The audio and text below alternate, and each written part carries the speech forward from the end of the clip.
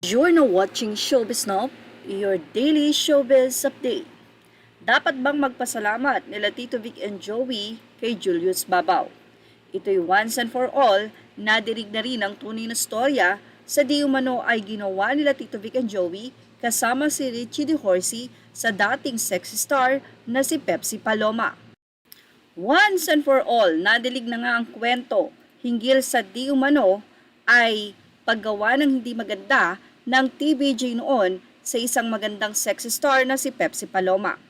At dahil may nabubuhay pang kasabayan ni Pepsi Paloma, ito'y walang iba kundi si Coca Nicolas, ay na-interview nga ito ni Julius Babaw sa kanyang YouTube channel kung saan ay nagkwento nga ang nasabing kaibigan at parang kapatid na nga daw ni Pepsi Paloma na si Coca at kung ano nga ba ang reason at may katotohanan ba ang ginawa nila Tito Vic and Joey na kung saan ay hindi naman din napatunayan.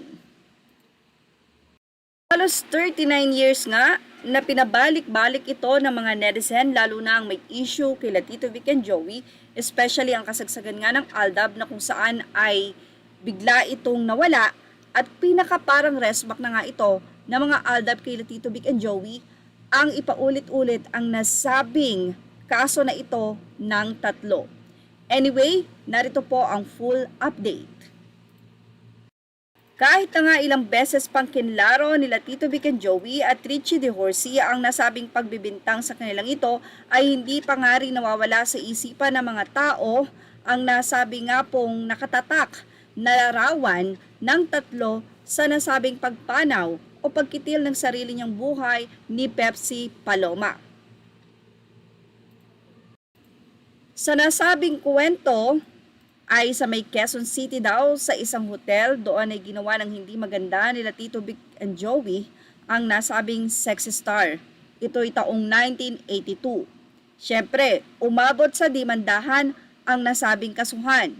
Pero hindi nga din nagtagal at inurong din ni Pepsi Paloma ang nasabing kaso dahil wala namang katotohanan ito at mayroon lang daw gustong pagkakwartahan sina Tito Vic and Joey at Richie. Well, mukhang ito yung reason kung bakit nga kinitil nitong si Pepsi Paloma ang sarili niyang buhay. Sa naging interview nga kay Coca Nicolas ng Frontline News anchor at vlogger na si Julius Babaw sa kanya mismong YouTube channel na in-upload nito lamang na ngayon nga ay nasa 100 million mahigit na ang views, ay naitanong nga ang huli kung gaano siya ka-close kay Pepsi. Ibig sabihin, marami talagang nalalaman itong si Coca. Nagkasama raw sila sa iisang bahay ni Pepsi. Si Tito Ray, manager nila ang kumuha po ng bahay na yon. Tapos nag-share kami ni Pepsi sa isang bahay at lagi kaming magkasama kahit saan, lakaran. Parang magkapatid na po kami.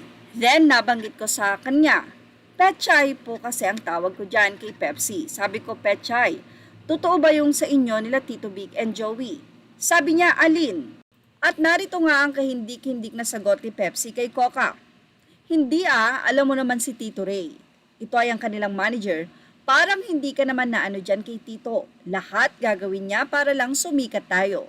Kaya yun po talaga ako mismo ang magpo-prove niya na hindi totoo po yun.